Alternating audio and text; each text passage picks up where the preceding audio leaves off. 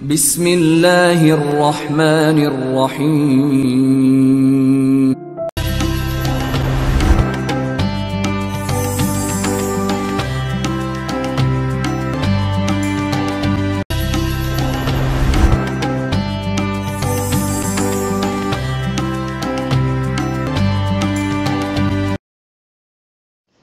Assalamualaikum warahmatullahi wabarakatuh. Alhamdulillah wassalatu wassalamu ala rasulillah wa ala alihi wa ashabihi wa mawalah. Rabbi syrah li sadri wa yassir li amri wahlul 'uqdatam min lisani yafqahu qawli. Salam semua kaum muslimin dimanapun berada, semoga selalu sehat dan walafiat. Semoga usahanya dilancarkan oleh Allah Subhanahu wa taala. Amin. Pada video kali ini saya akan membahas surah Al-Baqarah ayat 2 dan 3. A'udzu billahi minasy syaithanir rajim. Bismillahirrahmanirrahim. Zalikal kitabu la raiba fihi hudal lil muttaqin. Alladzina yu'minuna bil ghaibi wa yuqimuna as-salata wa mimma razaqnahum yunfikun. Yang artinya, kitab Al-Quran ini tidak ada keraguan padanya, petunjuk bagi mereka yang bertakwa, yaitu mereka yang beriman kepada yang gaib, yang mendirikan salat dan menafkahkan sebagian rezeki yang kami anugerahkan kepada mereka. Kepada sahabat semua kaum muslimin, marilah kita mempelajari ilmu Al-Quran atau menggali ilmu yang ada dalam Al-Quran, sekalipun satu baris satu hari, atau satu kalimat satu hari, atau satu huruf satu hari. Karena sumber semua ilmu adalah Al-Quran, baik dari segi teknologi, segi medis, penyembuhan, atau hubungan masyarakat antara sesama manusia. Kita sudah ketahui bahwa Al-Quran adalah kalam Allah yang mempunyai kekuatan yang dahsyat. Apabila kita membacanya sekalipun satu huruf dari Al-Quran itu, kita sudah berpahala. Artinya, kita mendapatkan suatu energi yang positif sehingga melahirkan kepribadian yang berakhlak dan bertauhid. Balasan pahala itu adalah sejenis penolong bagi kita, baik di dunia maupun di akhirat. Apabila kita telusuri, pahala di dunia itu menjadi energi positif bagi kita. Jika pahala menjadi sebuah materi, maka ia menjadi cahaya. Jika kita terus berbuat baik dan terus mempelajari Al-Quran, maka akan banyak cahaya di dalam diri kita.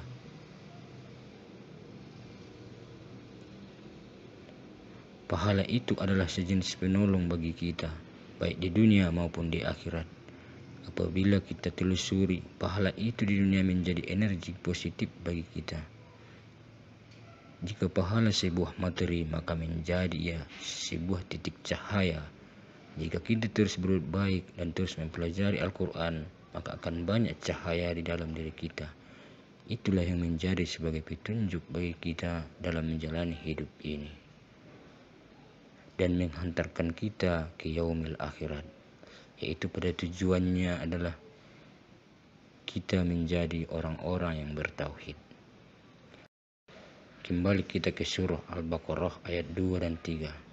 Saya di sini akan menjelaskan surah Al-Baqarah ini yang ayat 2 dan 3 dari segi kesehatan tubuh atau jasmani.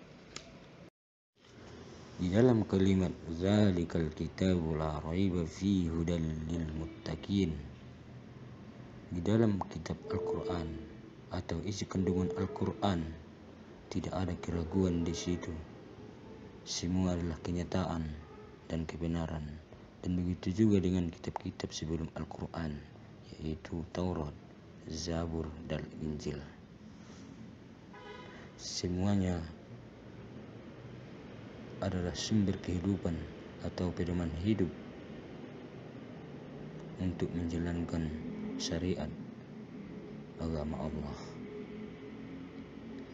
allazina yu'minuna bil ghaibi wa yuqimuna sholata wa mimma razaqnahum yunfikun, yaitu orang-orang yang beriman kepada yang gaib. Dan ini yang sangat sulit dihayati orang-orang muslimin.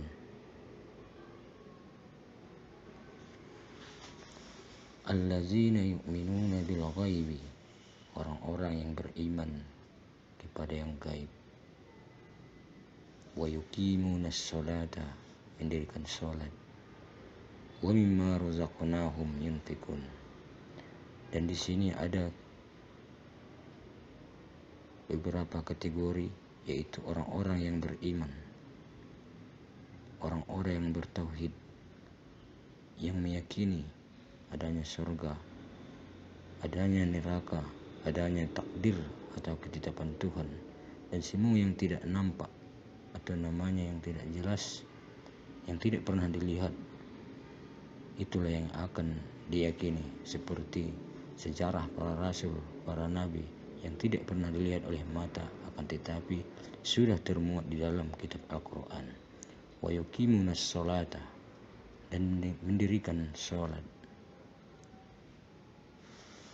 Dan di sini ada sebuah hadis, yaitu dalam At-Taghrib wa At-Takhrib, Al-Munzirin menjelaskan manfaat gerakan sholat bagi kesehatan. Al-Bukhari meriwayatkan, Abu Hamid As-Saudi radhiyallahu anhu berkata, apabila ruku, Rasulullah SAW menguatkan tangan pada lututnya saat ruku. Posisi tulang belakang yang lurus berguna untuk menyangga tubuh dan pusat saraf. Posisi jantung dan otak yang sejajar. Posisi tulang belakang yang lurus berguna untuk menyangga tubuh dan pusat saraf. Posisi jantung dan otak yang sejajar memaksimalkan aliran darah pada tubuh bagian tengah.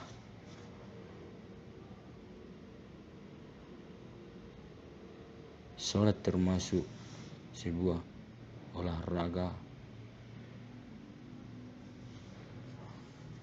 Orang-orang yang mendirikan salat mudah-mudahan akan selalu sehat dengan gerakan-gerakan yang selalu dilakukan dalam 5 kali sehari semalam yang wajib, dan di samping ditambah dengan salat-salat yang sunat.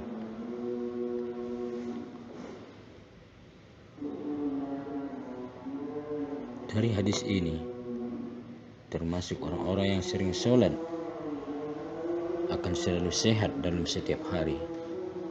Sebelumnya kita tidak mengetahui makna atau hikmah dari sholat. Di sini kita sudah pelajari bahwa sangat bagus untuk kesehatan jantung. Apalagi masa sekarang, penyakit-penyakit jantung yang sering kita dengar. Di sini dalam Al-Quran sudah kita jumpai obatnya, yaitu di dalam ruku.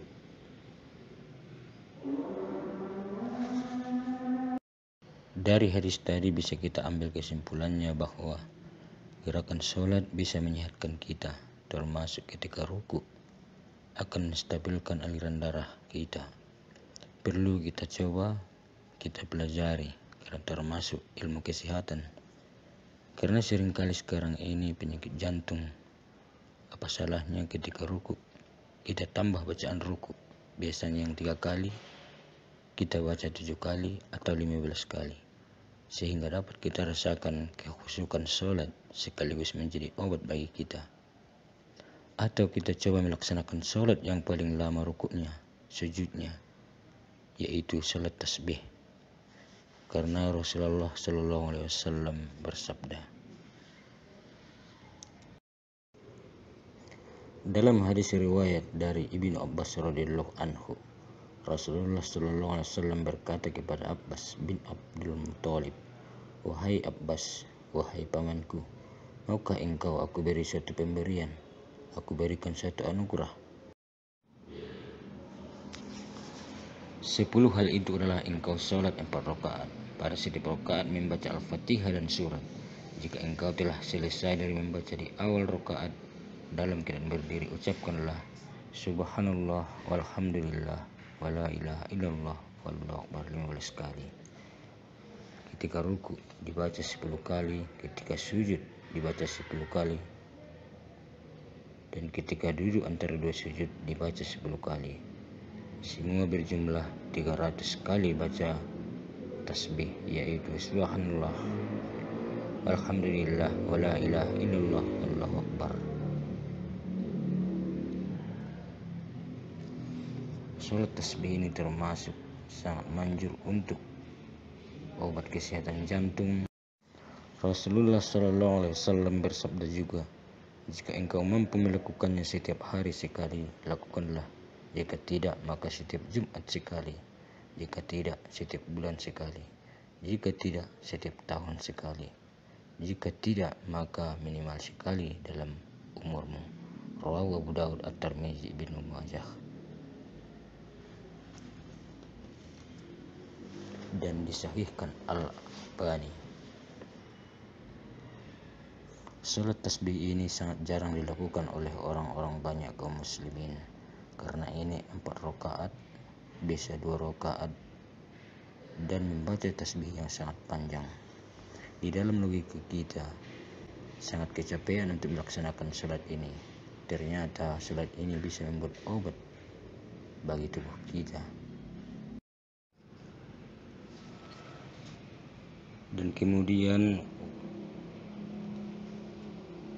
ayat selanjutnya, wa mimma razaqnahum yunfikun, dan menginfakkan sebagian rezeki yang kami berikan kepada mereka. Di dalam hadis ini disebutkan infak pun menyehatkan. Dalam hal ini sejalan dengan riwayat At-Tabrani bahwa sedekah dapat menolak 70 macam bencana. Yang paling ringan adalah kusta dan sopak. Tidak salah kita berinfak apabila kita mendapat sesuatu rezeki yang diberikan oleh Allah. Umpamanya dalam usaha kita. Terima kasih yang telah menonton video ini, semoga bermanfaat. Untuk mendukung channel ini jangan lupa like, subscribe, dan jika perlu dibagikan kepada keluarga, teman kerabat, dan tekan tombol loncengnya agar mendapat video-video terbaru dari kami. Wassalamualaikum warahmatullahi wabarakatuh.